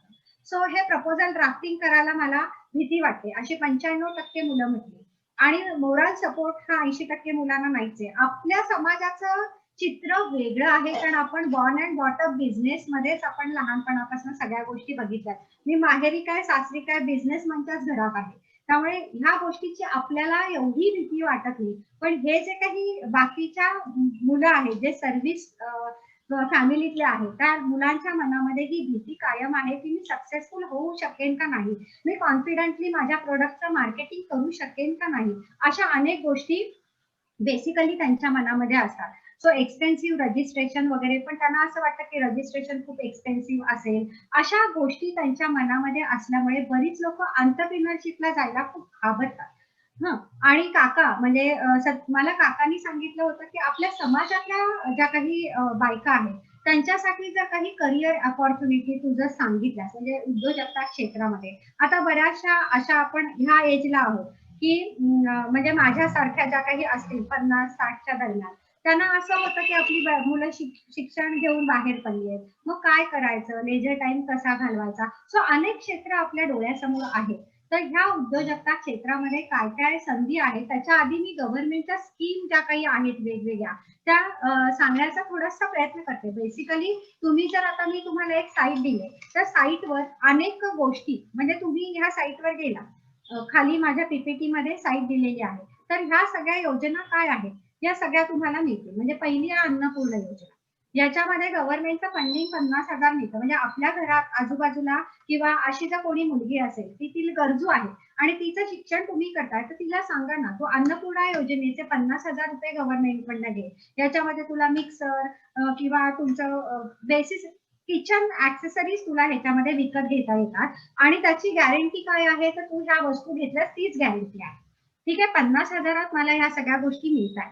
म्हणजे माझ्याकडे BBA ला फर्स्ट बॅचला एक मुलगी शिकायला आली होती, तिला त्यावेळेला 5,000 भरणं शक्य नव्हतं. ती म्हटली मॅडम 1,000 रुपये देऊन मी आता ऍडमिशन घेते, उरलेले 4,000 म्हटलं कसे देणार आहे. ती म्हटली मॅडम मी माझं काहीतरी मॅनेज करेन. त्यावेळेला पुण्यामध्ये IT क्षेत्र डेव्हलप झालं होतं आणि तिने काय केलं तर पुण्यातनं फक्त पोळ्या उचलायची सकाळी आणि त्या पोळ्या पोचत्या करायला एक मुलगा लावला होता. पोळ्यांची ऑर्डर घ्यायची आणि ती डिलिव्हरी IT क्षेत्रामध्ये करायची, जी त्याच्यावर ती फक्त पोळ्यांच्या बिझनेसमध्ये खूप मोठ्या प्रमाणात पैसे तिने कमवले. So there are various innovative ideas. म्हणजे ह्या बेसिकली आपण त्या मुलींना ज्या काही आहेत त्या अन्नपूर्णा योजनेमध्ये तुम्हाला बेसिकली काहीतरी खाद्यपदार्थ तयार करून विकता येतात. पण कसं असतं की ह्याला पुन्हा पॅकिंग कसं करायचं, लेबलिंग कसं करायचं, इन्ग्रेडियंट काय वापरले, या सगळ्या गोष्टी तुम्ही छान केल्यात ना तर तुमचा प्रोडक्ट पटकन खपतो. कारण आजकाल आपल्याला काहीतरी खायचंय तर त्याच्यात भेसळ असेल का अशी भीती वाटते. सो त्याचं तुम्हाला मार्किंग पण म्हणजे तुम्हाला ते स्टँडर्डायझेशन पण करून घ्यावं लागतं. सो अन्नपूर्णा योजनेमधनं अनेक पदार्थ विकता येतात. त्याच्यानंतर बेसिकली स्त्री शक्ती पॅकेज आहे, याच्यामध्ये तुम्ही लघु उद्योग किंवा मीडियम बेसिकली उद्योजकता ही निर्माण करू शकता. याला तुम्हाला 1 कोटीचं लोन बँकेकडून मिळतं. आणि पुन्हा बेसिकली याच्यामध्ये 50% पेक्षा शेअर्स म्हणजे भाग हे त्या वुमन एंटरप्रेन्योरकडे म्हणजे त्या बाईकडे असले पाहिजे. अशासाठी ते महिला उद्योजकता स्त्री पॅकेज आहे. मुद्रा योजनेमध्ये तर ब्युटी पार्लर, शिकवणी, तुमचा अंगणवाडी ह्याच्यासाठी खूप छान पैसे मिळतात आणि 10 लाखापर्यंत इथे लोन मिळू शकतं. ठीक आहे. याला गॅरेंटरची पण आवश्यकता नाहीये. तुम्ही ह्या स्कीम वेगवेगळ्या आहेत त्या साईटवर जाऊन बघा, त्याच्या डेट आहे, त्याचे फॉर्म कसे भरायचे, या सगळी माहिती गव्हर्नमेंटने आपल्याला दिली. कारण बेसिकली आपली 136 कोटीची प्रजा आहे. इथे सगळ्यांना गव्हर्नमेंट जॉब मिळणं अजिबात शक्य नाही. जेवढे उद्योजक डेव्हलप जास्त प्रमाणात होतील तेवढे आपण वेगवेगळे प्रोडक्ट आपल्या मार्केटमध्ये खपवू शकू. मी अगदी आनंदाने म्हणते की मी तुळशी बागेत जर दुकान टाकलं तर माती पण खपेल, कारण ती जागाच तशी आहे. म्हणजे भारत हा एवढ्या कोटी लोकसंख्येचा देश असेल तर इथे जर तुम्हाला एखादं प्रोडक्ट तुमचं तयार केलेलं विकायचंय आणि ते जर तुमचं बेसिकली चांगलं प्रोडक्ट असेल तर त्याला डिमांड ही मार्केटमध्ये वाढतच जाणार आहे. पतंजलीचं उदाहरण तुमच्या डोळ्यासमोर आहेच आहे, त्याचं वेगळं बोलायची गरज पण नाहीये. तर अशा पद्धतीने तुम्हाला हे तुमचं प्रोडक्ट लॉन्च करताना काळजी काय घ्यायची एवढंच फक्त बघायचंय. ठीक आहे. मग अशा प्रकारच्या योजना आहेत. त्याच्यानंतर इथे देना शक्ती योजना म्हणजे देना बँकेची योजना आहे. याच्यामध्ये तुम्हाला वेगवेगळे नवीन शेती, हस्तकला अशासाठी लोन उपलब्ध आहे. तुम्ही एक प्रपोजल छान तयार करायचं, बँकेकडे सबमिट करायचं, बँक लोन देते. याच्यामध्ये तुम्हाला कीर्ती ग्रंथालय, कीर्ती तुमची लॅब या सगळ्या गोष्टीसाठी लोन मिळू शकतात. म्हणजे हे केंद्रीय कल्याण योजनेअंतर्गत या सगळ्या योजना आहेत. किंवा महिला उद्योग मध्ये पंजाब नॅशनल बँकेने पण इंडस्ट्रियल डेव्हलपमेंटसाठी लोन दिलेलं आहे 10 लाखाचा आणि 10 वर्ष कालावधी आहे आणि याच्यावर रेट ऑफ इंटरेस्ट खूप कमी असू शकतात. ठीक आहे. म्हणजे अशा पद्धतीचे अनेक ओरिएंटल महिला विकास बँकेमध्ये पण 10 ते 25 लाखापर्यंत लोन मिळतात आणि 7 वर्ष तुम्हाला हे लोन वापरता येतं आणि याचं भाग भांडवल जे आहे ते 51% स्त्रीच्या नावावर पाहिजे. म्हणजे ह्या सगळ्या गोष्टी आहेत त्या महिला सक्षमीकरणासाठी अत्यंत गव्हर्नमेंटनी काळजीपूर्वक केलेलं आहे. मी कायम मुलींना म्हणजे असं सांगते की बेसिकली तुमच्या भारताचा ग्रॉस डोमेस्टिक प्रोडक्ट म्हणजे राष्ट्रीय विकासाचा दर हा महाराष्ट्राचा सगळ्यात टॉपला आहे. पण इथे तुम्ही जेवढे जास्त उद्योजक तयार कराल तेवढा हा दर वाढेल, कारण नोकरी वाढत जाते. नोकरी वाढली, सेव्हिंग वाढतं, सेव्हिंग वाढल्या बँका सक्षम होतात, बँका सक्षम झाल्या की देश सक्षम होतो. So this is the cycle of economy. म्हणून या सगळ्या गोष्टी सक्षम करण्यासाठी उद्योजकता विकास हा खूप एक महत्वाचा अभ्यास आहे. तर उद्योजकता विकासासाठी अनेक गोष्टी आहेत. सर बरेच वेळेला असं होतं की उद्योजकता म्हटलं की मला या 3 लोकांची खूप आठवण येते. म्हणजे लिज्जत पापड, सुधा मूर्ती तर माझ्या ड्रीम आहे. त्याच्यानंतर जयंती कठाळे पण मला खूप आवडते. लिज्जत पापड तर 80 रुपये ते 70 रुपये भाग भांडवलाने सुरू केलेला हा व्यवसाय आहे. पहिल्या वर्षी पापड तयार करताना बेसिकली पापड तयार करायचे हे त्यांचं मानस होतं. आता तर ह्या लिज्जत पापडमध्ये 43,000 लोक एम्प्लॉईड आहेत आणि बेसिकली काय आहे की 800 करोडचा हा व्यवसाय आहे. पहिल्या वर्षी हा व्यवसाय सुरू केला आणि त्यांना हे लक्षात आलं की पहिले 4 महिने पावसाळ्यात व्यवसाय बंदच पडला, पापडच तयार करता आले नाही. दुसऱ्या वर्षी त्यांनी काय केलं, पाट विकत घेतल्या, शेगड्या विकत घेतल्या आणि त्या शेगड्यांवर तो पावसाळ्यात व्यवसाय बंद नाही पडून दिला. त्या पॉटवर पापड घालून शेगड्यांनी ते पापड वाळवले. म्हणजे व्यवसायात पडल्यानंतर मला काय काय मार्ग आहेत हे सुचतातच. पाण्यात पडल्यावर सगळ्या गोष्टी येतातच. तर अशा पद्धतीने हा लिज्जत व्यवसाय हा खूप मोठ्या प्रमाणात रोजगार देऊन गेला. त्याच्यानंतर इन्फोसिसच्या सुधा मूर्ती तर सगळ्यांना माहिती आहे, त्यांनी पण खूप छानपणे व्यवसाय त्यांचा सक्षम केला. आज इन्फोसिसचे शेअर मार्केटमध्ये खूप छान गगनाला भिडलेले आहेत. त्याच्यानंतर ही जयंती कठाळे आहे, ही जवळजवळ 14 वर्ष आयटी क्षेत्रात काम करत होती. बँगलोर सारख्या ठिकाणी महाराष्ट्रीयन रेस्टॉरंट उभं केलं आणि पूर्ण ब्रह्मची अख्खी चेन उभी केली. म्हणजे 400 स्क्वेअर फुटाची जागा घेताना 25 लाखाचं लोन तिला बँकेकडनं घ्यायचं होतं. प्रपोजल तयार केलं, प्रेझेंटेशन केलं, चौथ्या दिवशी खात्यात पैसे होते या बाईच्या. प्रपोजल ड्राफ्टिंग इतकं सुंदर केलं तिने आणि तिच्या नवऱ्याने त्याच्यात इन्व्हेस्ट केले. म्हणजे 10 ते 12 म्हणजे पहिली 25 सीटरची जर तिची जागा असेल तर आता 250 लोक एका पंक्तीत जेवतात. तिने आतापर्यंत बेसिकली ती म्हटली आणि ती बाई म्हणजे जयंती कठाळे आहेत त्या काय करतात की लेडीज आहेत त्यांनाच फ्रँचायझी देतात, त्यांना मॅकडॉनल्ड किंवा यांच्यासारखं खूप मोठं व्हायचंय, फ्रँचायझी देतात या, पण त्यांची क्वालिटी आणि ह्या सगळ्या गोष्टी मेंटेन करून त्यांच्याकडे तुम्हाला रिक्वेस्ट लेटर पाठवलं तर ह्या यांची फ्रँचायझी आणि त्यांच्या पदार्थांची चव या सगळ्या गोष्टी मेंटेन केल्या तर they are going to continue your franchise. अशा पद्धतीने आणि बेसिकली अख्ख्या जगभरात म्हणजे फॉरेन कंट्रीज मध्ये पण यांची बेसिकली प्रोडक्ट आहे. जयंती कठाळे फक्त तुम्ही नेटवर टाका आणि त्यांनी काय काय केलंय म्हणजे खाद्यपदार्थ हे विकणं ही पण एक कला आहे आणि आपल्यातल्या सगळ्या स्त्रियांकडे ही कला खूप छान आहे, खूप छान आहे. म्हणजे या सगळ्या गोष्टी आपण जर डबे आपल्या स्टाफरूम मध्ये नेत असेल तर सगळे आपले डबे नक्की आवडीने खातात. म्हणजे आपल्यातल्या या बायकांकडे ही जी कला आहे ही कला खूप मोठ्या प्रमाणात आहे. त्यामुळे फ्रँचायझी जर कोणाची घ्यायची असेल तर तेही तुम्ही डेप्थ वाचन केलं आणि एखादी फ्रँचायझी घेतली आणि कोकण एरियामध्ये टुरिझम डेव्हलप करून ही जयंती कठाळेचा जे काही आहे बेसिकली महाराष्ट्रीयन फूड ते जर आपण टुरिझम डेव्हलपमेंटच्या ह्याच्यामध्ये एखादी गोष्ट करू शकलो तर ही करताच येणार आहे. ठीक आहे. म्हणजे व्यवसाय करायचा आहे तर व्यवसाय करताना अनेक वाटा आहेत. या वाटा फक्त काय आहेत त्या माझ्या आवडीच्या आहेत का, मी मनापासून करू शकणार आहे का. आणि असंही आहे की आपली अनेक मुलं ही परदेशात आहेत. अनेक मुलांना बेसिकली पदार्थ पटकन माझ्या आईच्या हातच्या खाण्याची आठवण येते, झुणका पण म्हणा ना, खूप अशी आठवण येते. तर ह्या आपल्या ज्या काही समाजातल्या दापोलीच्या वगैरे ज्या काही बायका आहेत त्यांनी एक युट्यूब चॅनल तयार केला आणि त्याच्यावर हे जरी प्रशिक्षण दिलं तरी अनेक सबस्क्रायबर तुमचे होऊ शकतील. आणि ह्या सबस्क्रायबरनं तुम्ही एक चॅनल तयार करा. आपल्या आता समाजाचं मी बघितलं ओपनिंगला जे काही प्रेझेंटेशन होतो तो पडदा उघडतोय तर ह्या लोकांची तुम्हाला पण मदत मिळू शकेल. आपल्या समाजात अनेक लोक असे आहेत की तुम्हाला प्रेझेंटेशन खूप छान करून देता येते.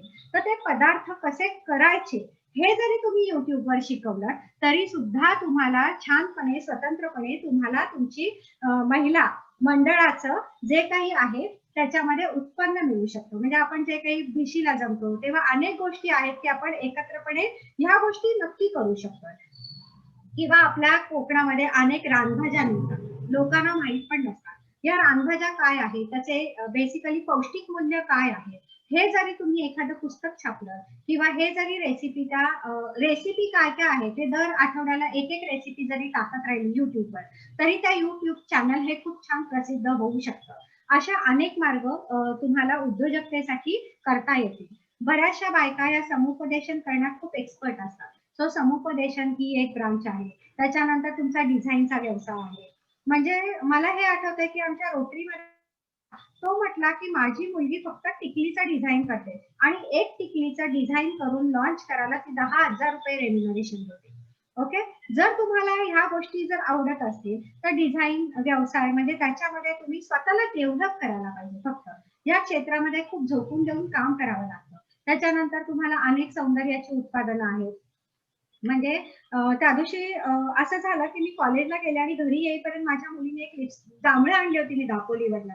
सो ती जांभळं होती त्याची लिपस्टिक तयार करून ठेवली. म्हटलं तू कसं काय केलं असं. म्हटलं अगर नेटवर बघितलं आणि ती लिपस्टिक आहे म्हणजे मी ती लावून बघितली. सो त्याची ड्युरेबिलिटी किंवा कंटेंट हे नंतरचा भाग आला, पण तिने तो लिप बाम म्हणून तयार केला आणि ती लिपस्टिक आहे ती दिवसभर तशीच राहिली आणि त्यांनी ऑइल आणि ह्या सगळ्या गोष्टी वापरल्यामुळे बेसिकली ते जे काही क्वालिटी ती खूप चांगली होती. मग ह्या अनेक गोष्टी आहेत की ज्या तुम्ही सौंदर्य क्षेत्रामध्ये करू शकता. बरेच वेळेला बोलता बोलता असं मी लोकांशी बोलताना असं म्हणते की आपली बेसिकली जी काही शेती वगैरे असते पळू तिथे काही करता येईल का. तर ती लोक काय म्हणतात की पूजेचं जे काही सामान आहे म्हणजे झाडं पूजेची जी काही बेल वगैरे आहे त्याची झाडं एकदा लावली की त्याची देखभाल खूप करावी लागत नाही. सो त्याची पूजेच्या वेळेला म्हणजे श्रावणामध्ये वगैरे जेव्हा डिमांड असते तेव्हा त्याचा खप होतो. म्हणजे जर तुमच्या त्या फार्म हाऊसच्या जमिनी वगैरे पडून असेल तर अशा पद्धतीची लागवड केली आणि ते जर उत्पादन दिलं तर तेही खूप मोठ्या प्रमाणात होऊ शकतं. कारण इथे सासवडच्या इथे एक त्या बाई आहे, तिथे मी मुलींना व्हिजिटला नेलं होतं.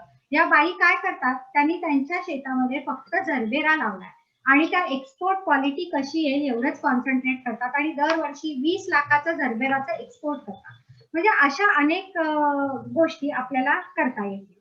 रेडी टू कुक म्हणजे आता बरेच जण हे करू शकतात आणि ती फॉरेनला आपली बरीच मुलं आहेत किंवा फॉरेनच्या मॉलमध्ये हे तुम्ही टायअप करू शकता किंवा ऑनलाईन पण विकू शकता, तेही मी सांगणार आहे. कारण ऑनलाईन व्यवसाय हा पण आजकाल ई मार्केटिंग हे खूप सोपं झालेलं आहे. त्याच्यानंतर प्लास्टिक मोल्डिंग मध्ये काय काय करू शकता.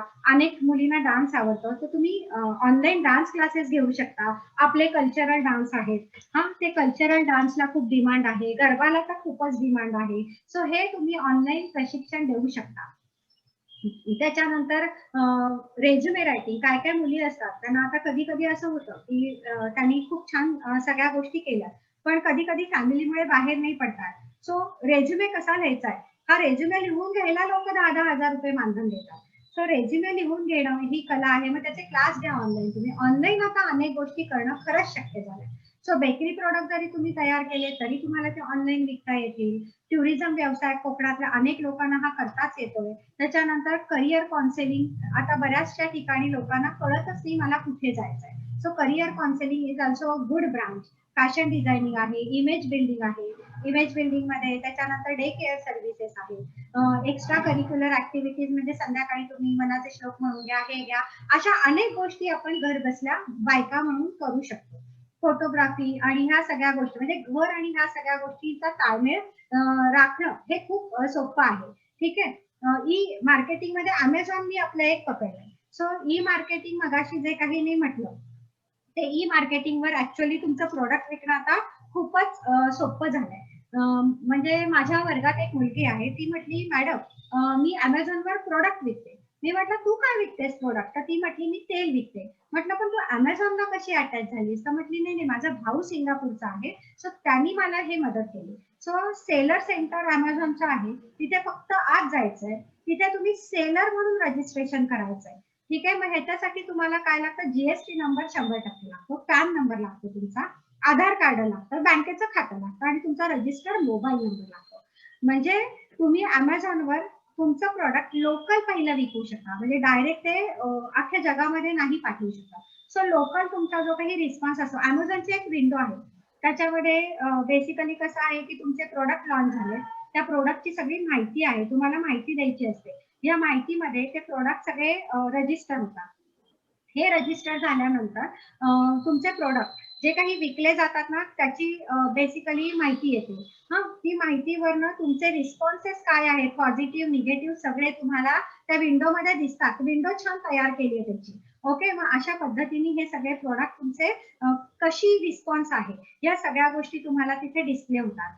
आणि तुमचं जर चांगले रिस्पॉन्सेस इंडियन मार्केटमध्ये असतील तर Amazon.com वर तुम्हाला ते प्रमोट करतात. सो Amazon.com म्हणजे तुम्ही आता खूप मोठ्या प्रमाणात व्यवसाय करू शकता. तर अशा पद्धतीने तुमचा तो अमेझॉनचा बेसिकली प्रवास आहे. पण इथे कुठेही जाताना क्वालिटी ऑलवेज मॅटर्स. तुमचं पॅकेजिंग, ब्रँडिंग, इन्ग्रेडियंट, माहिती, तुमचं बेसिकली पॅकिंग डेट, ह्या सगळ्या गोष्टींना खरंच खूप महत्व आहे. म्हणजे बारीक सारीक गोष्टी पण आपल्या नजरेतनं सुटता कामा नये जेव्हा तुम्ही एखादं प्रोडक्ट लॉन्च करताय. आणि ह्या सगळ्या गोष्टी करायला तुम्हाला बेसिकली खूप छान वाव आहे. आणि रजिस्ट्रेशनची भीती वाटत असेल तर अमेझॉनवर रजिस्टर केलं तर तुमचं प्रोडक्ट जोपर्यंत विकलं जात नाही तोपर्यंत तुम्हाला काहीही चार्जेस नाहीये, 0 चार्जेस आहे. Okay, so these are the various things which are very much useful when you are going to an entrepreneurship development in any society. So this is the site. इथे जर तुम्ही गेलात तर वेगवेगळ्या स्कीम्स तुम्हाला गव्हर्नमेंटच्या मिळतील आणि त्या स्कीम मधनं आता तुम्ही जात राहिला तर रजिस्ट्रेशन प्रोसिजर पण समजते. आणि कुठच्याही बँकेला प्रपोजल ड्राफ्टिंग मध्ये तुम्ही मायन्यूट गोष्टी पण घ्याव्या लागतात. म्हणजे तुमची यंत्रसामुग्री काय असेल, त्याचा खर्च किती असेल, उत्पादन खर्च किती असेल, मी वर्कर लावले, इलेक्ट्रिसिटी बिल, रेंट, हे सगळं प्रपोजल मध्ये तुम्ही व्यवस्थित ड्राफ्ट केलं तर you can easily get the loan from bank and you can start your own business. So starting of business is nothing difficult in this modern era. That's the end of starting of business. Okay, thank you कृपा. आता उद्योग क्षेत्रासंबंधात आपल्या समाजासाठी काही करण्याचा तुझा मानस? Actually मला असं बरेच वेळेला समाजासाठी आतापर्यंत मी माझ्या विश्वासात होते की ह्या सगळ्या गोष्टी करायच्या, त्या गोष्टी करायच्या. मगाशी तुम्ही पुस्तकांचं विचारलं, तर ते पुस्तकं मी सिलेबस आणि एवढ्याच गोष्टी की मुलांना नोट्स द्यायच्या, ते पुस्तक म्हणजे मुलांसाठी असलेली नोट्सच आहे. ओके, म्हणजे मी जो काही अभ्यासक्रम शिकवते. तर आता ह्या काकांनी ना हा जो काही प्रकल्प राबवला ना, तर आपल्या समाजामध्ये खूप उद्योजक आहेत. तर त्या उद्योजकांबद्दल पुस्तक लिहून त्यांच्या ज्या काही क्वालिटीज आहेत त्या लिखाण करून अख्ख्या घरामध्ये तो म्हणजे आपल्या समाजाच्या प्रत्येक घरामध्ये तो संग्रह असेल असं बेसिकली मला खूप वाटतं. पण ह्याच्यामध्ये मला अनेक लोकांची मदत लागेल, कारण आपल्या समाजात खूप उद्योजक आहेत. अनेक समाजातल्या उद्योजकांवर पुस्तकं आले, अनेक समाजात उद्योजकांची माहिती अवेलेबल आहे, पण आपल्याकडे असा ठोक संग्रह नाहीये.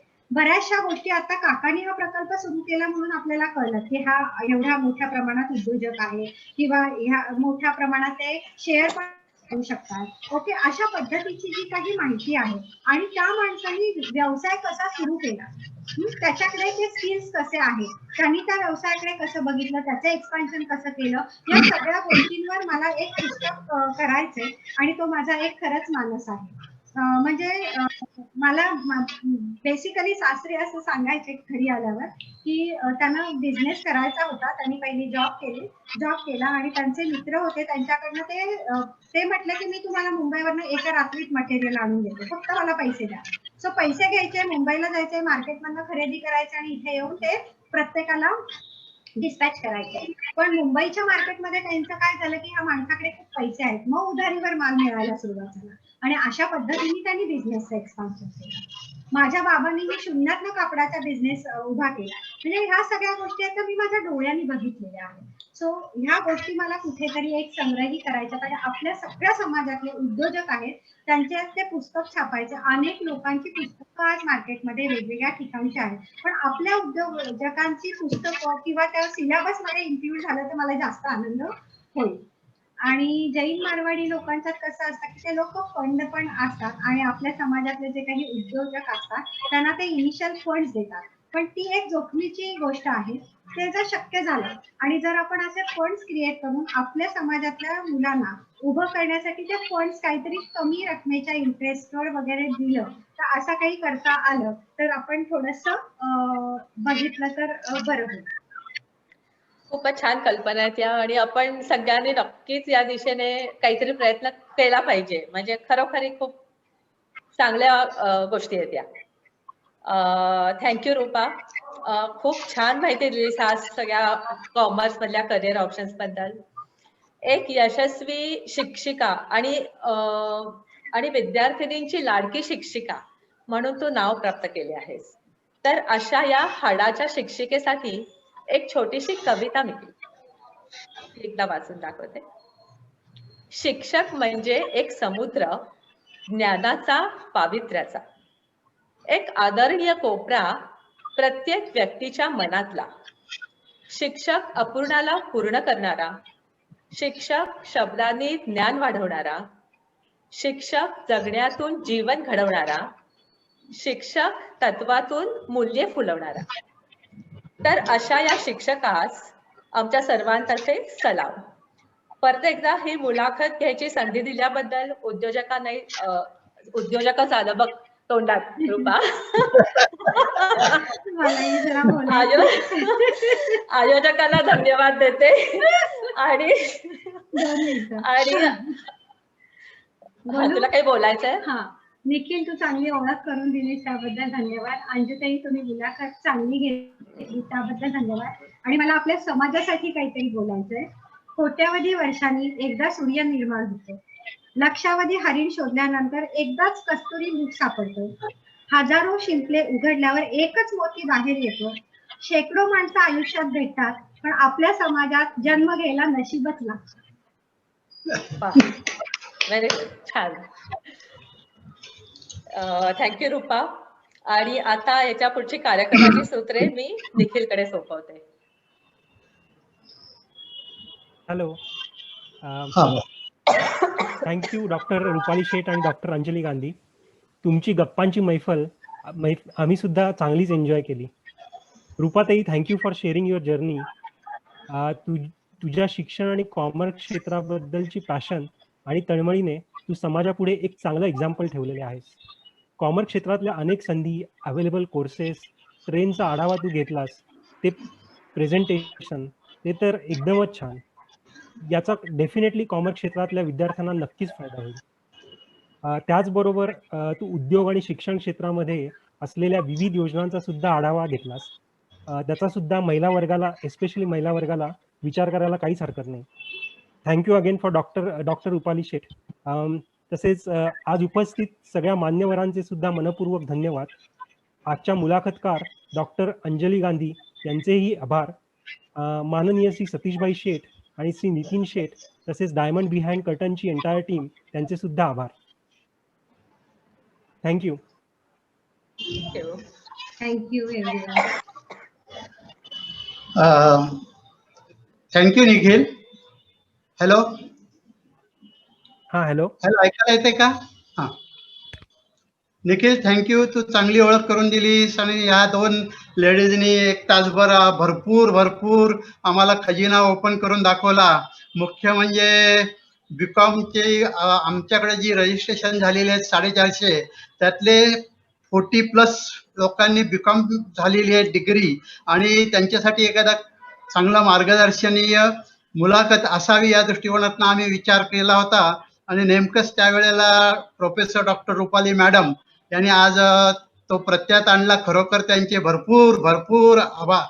आणि मुख्य म्हणजे रुपाली मॅडम, मला तुम्हाला एक रिक्वेस्ट करायची, तुमचा जर का फोन नंबर या विद्यार्थ्यांना दिलात तर चांगलं पडेल. तुमच्याकडनं मार्गदर्शन पुढचं अभ्यासाच्या संदर्भात. तर तुमचा जरा फोन नंबर सांगाल का? हो, मी टाकते. एक मिनिट, चॅट बॉक्स मध्ये टाकते. आणि माझ्या या स्लाइडवर माझा फोन नंबर, माझी साईट आणि माझा ईमेल आयडी सगळंच आहे. आणि कधी कोणाला करिअर चूज करायचं असं वाटलं आणि मला जरी कधीही फोन केला फक्त संध्याकाळी 7:30 नंतर, तर मग मी सांगू शकते. नक्कीच. ज्या मुलं भांबावलेली असतात 12वी नंतर कॉमर्सला कुठल्या साईटवर जायचं, कारण कॉमर्स जरी केलं 12वीचं तरी अनेक क्षेत्र उघडी असतात. CA ची ब्रँच असते, BBA बँकिंग अँड इन्शुरन्स असतो, बॅप असतो, अशी वेगवेगळी क्षेत्र असतात. ICWA असते. आणि त्या विद्यार्थ्यांच्या पालकांना सुद्धा वाटतं की बा एकदा आपण एखादं क्षेत्र पकडलं तर फ्युचर्स मध्ये काय आहे. तर तुम्ही चांगलं सांगितलं आणि स्वयंबद्दल विशेषतः सांगितलं की 12वी नंतर बीकॉम पर्यंत स्वयंचा कोर्सेस केले तर तुमच्याकडे जी सर्टिफिकेट होतात ती इतरांकडे नसतात आणि तुम्हाला जॉब करायला वगैरे खूप चांगलं असतं. परंतु सांगायचं असं की तुम्ही एक चांगलं उदाहरण दिलं की शेतात काय पिकतं त्यापेक्षा बाजारात काय विकतं ह्या वृत्तीचीच आपली मुलं आहेत. नक्कीच त्याबद्दल आपल्याला ते स्वीकारलं पाहिजे. आणि हे जे 3 महिने आम्ही जे वेगवेगळे डायमंड पुढे आणतोय आणि तुम्ही जे सांगितलं की त्याच्या पुस्तक रूपाने आपण छापूया वगैरे आणि आपल्या समाजाला माहिती प्रत्येक घरात ते पुस्तक जाईल, तर नक्कीच त्याच दृष्टिकोनातून आम्ही विचार करतोय की प्रत्येक डायमंडचा जो परिचय द्यायचा आणि खाली कशा क्षेत्रामध्ये ह्या डायमंडचं आपल्याला फ्युचरमध्ये मार्गदर्शन मिळेल अशा दृष्टिकोनातून तो प्रयत्न आहे. आणि त्याबद्दल तुमची आम्ही नक्कीच मदत घेऊ, कारण तुम्हाला पुस्तक लिहिण्याचा दांडगा अनुभव आहे. 16 पुस्तकं तुम्ही लिहिलीत. CA ICWA CS करण्यासाठी काय काय करायला लागतं हे तुम्ही सांगितलं. खूपच छान माहिती दिलीत. Thank you very much. आणि असंच तुम्हाला मला वाटतंय की पुढे तुम्हाला प्रोत्साहन मिळेल आणि तुमच्या जो नॉलेज आहे त्यांचा आम्हाला फायदा मिळेल. डॉक्टर अंजली मॅडम, तुम्ही पण चांगल्या प्रकारे फुलवलं आणि फुलवल्याशिवाय उत्स्फूर्तपणे तोंडातनं बाहेर येत नाहीये. खूप छान मुलाखत फिरवलं. आणि निखिल, पुन्हा एकदा थँक्स. आणि मला वाटतं की आजचा हा कार्यक्रम आहे मुलाखतीचा तो संपला. तत्पूर्वी मला एक सांगायचं आहे की मित्रांनो, उद्या पुन्हा आपण अशाच एका वेगळ्या क्षेत्रातले, जरी ते डॉक्टर असले तरी डॉक्टरांचा सध्या आपण काही विचार करत नाही, कारण डॉक्टर हे सगळे योद्धे आहेत करोनाचे आणि त्यांना ह्या कार्यक्रमामध्ये अशा गुंतवणूक ठेवायचं असं आम्हाला पटत नाही. म्हणून आम्ही डॉक्टरसाठी स्वतंत्र मालिका चालू करणार आहोत. परंतु हे जे डॉक्टर आहेत हे डॉक्टर असून उपमहापौर होते आणि सामाजिक क्षेत्रामध्ये किंवा लोकोपयोगी भरपूर क्षेत्रामध्ये निरनिराळ्या कामं केलेली आहेत आणि आपल्या या मुलांना त्यांचं मार्गदर्शन निश्चितच उद्या आपल्याला चांगल्या प्रकारे लाभेल. आणि त्यांची मुलाखत घेणार डॉक्टर सतीश देसाईंची मुलाखत आशिष बाळकृष्ण शेठ घेणार आहेत आणि नेहमीप्रमाणे त्यांच्या परिचय CA सौ गायत्री शेठ ह्या देणार आहेत. मला वाटतं की उद्या अशीच चांगल्या प्रकारे आपली मैफिल रंगल. आणखीन एक तुम्हाला एक सांगायचं आहे की कोजागिरीच्या निमित्ताने आपण एक 30 तारखेला कार्यक्रम करणार आहे. मी व्हॉट्सअपवर सगळ्यांना ते पाठवलेलं आहे. तुम्ही तर जरूर ते बघा की गायनाचा आणि कवी यांचा जे नवीन आहेत आणि उत्साही आहेत किंवा अमेच्युअर्ड आहेत, हौशी आहेत, कवी कलाकार गायन कलाकार, त्यांचा आपण 30 तारखेला कार्यक्रम ठेवणार आहोत आणि त्यावेळेस सुद्धा असा उत्साह उदंड दिसेल एवढं मला खात्री आहे. आपण मला वाटतं की उद्यापर्यंत इथंच थांबूया. तोपर्यंत घरीच राहा, सुरक्षित राहा आणि थँक्यू व्हेरी मच सर्वांचे. थँक्यू. थँक्यू सतीश काका. थँक्यू हा काका. थँक्यू. थँक्यू. ठीक आहे. Signing off. नितीन. हा सायनिंग.